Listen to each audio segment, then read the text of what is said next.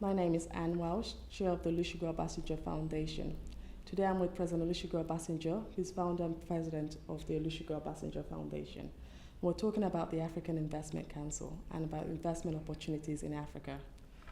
President, one of the first questions we have is why are we launching an African Investment Council under your initiative of the foundation? So what does an African Investment Council mean to you, and what do you hope, what is your vision for this thing? Well, since the year 2008, when the financial and economic crisis broke in the US and the subsequent consequences of that situation, which directly and indirectly flowed into other parts of the world and manifested itself in the Eurozone crisis. Opportunities seem to have opened in Africa for a greater desire by investors to take a hard look for investment in Africa. And what Africa Investment Council is trying to do is to take advantage of these opportunities to encourage, to advise, to mobilize investment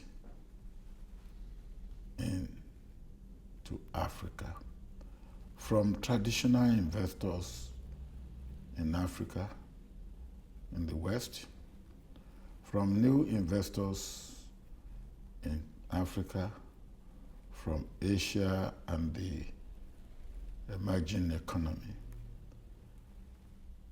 And of course, to also ensure that African leaders prepare themselves and prepare their countries as convenient and conducive environment for investment. Okay. This is simply the aim of Africa Investment Council. You're just coming back from an event from White & Case today, and one of the focus everyone's talking about is the Chinese investment into Africa.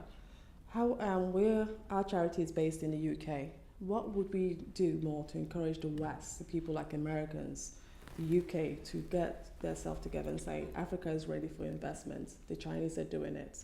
And also, another question that was popped up at that meeting was that, is the way the Chinese are doing it right now, is that acceptable? Is there something Africa needs to do to improve rules and regulation?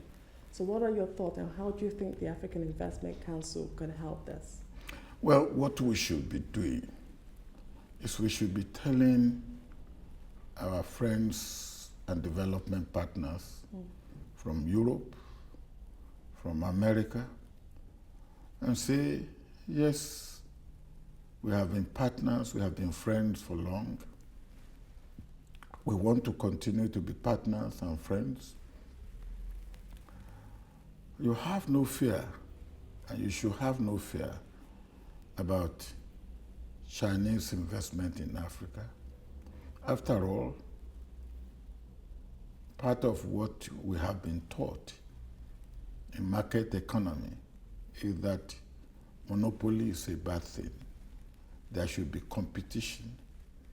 And America and Europe should welcome this vibrant and dynamic competition that's coming and will continue to come from China, from India, and other emerging economies in Africa.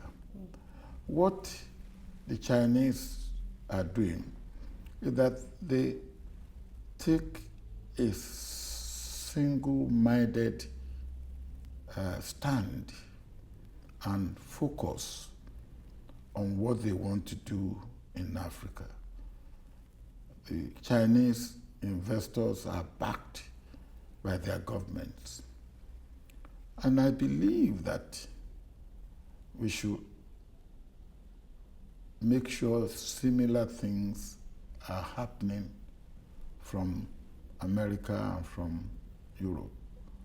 Okay. And there's nothing wrong in a country's government supporting its corporate organizations for investment and for doing business in another part of the world. It is the normal way of doing things.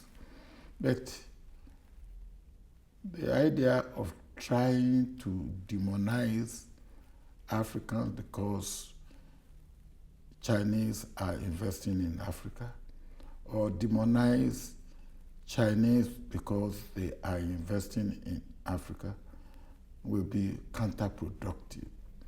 What we should do, all of us, is to ensure that there's viable way of doing business by all concerned in Africa, in Asia, in Europe, and in America. When we talk of globalization, I believe this is also part of what globalization means, that you can do business anywhere in the world legitimately and openly and transparently. Okay. And let this be the way it goes. Final question. You've traveled across Africa this year. I think I can't begin to name where you've been to. Can you give us your 5 favorite places that you feel that they're ready for investment, things that are changing, politics, corruption is being reduced, or where you advise investors to take a look at that, and also emerging African countries that are coming up, from your opinion? What would you say the 5? I would say that, first of all, when we talk of Africa, we should bear in mind that Africa is 55 countries. 54 of them are members of AU. And these countries vary in size, in resources, in location. They are landlocked countries, they are small island countries, they are countries with long coastline, there are countries with small coastline, there are countries with large population, there are countries with small population. Now this is the mix of African countries. And then we should also note that there is difference in the laws that guide investment in different countries. So we cannot take Africa as a monolithic country. And that being the case, what do?